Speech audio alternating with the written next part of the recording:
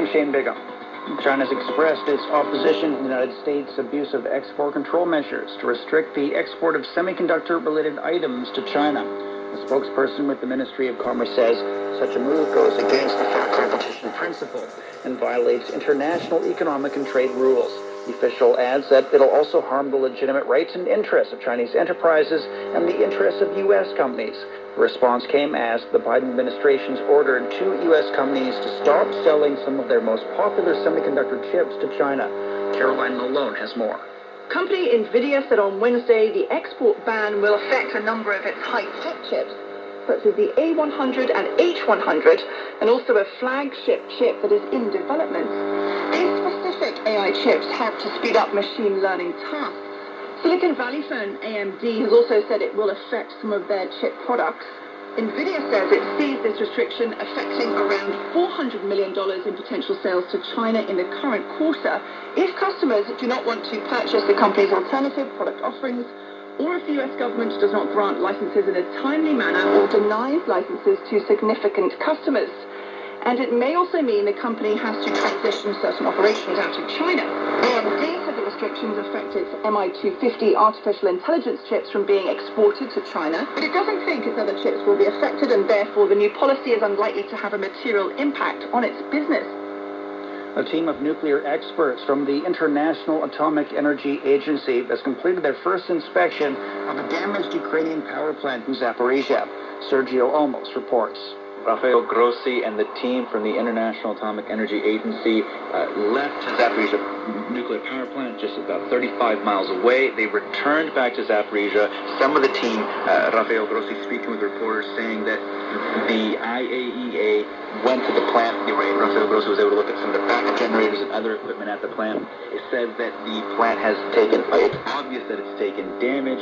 The physical integrity of the structures have been damaged. They say they are unable to assess whether that damage was intentional or, quote, by chance, but Rafael Grossi stressing that the IAEA will maintain a presence at that plant. Japan reported nearly 150,000 new COVID-19 infections on Thursday. The new surge is straining Japan's medical system. Despite the new wave of infections, the government has decided to increase the daily entry of arrivals from 20,000 to 50,000 starting from Wednesday next week. Jasanka Sarapella has more.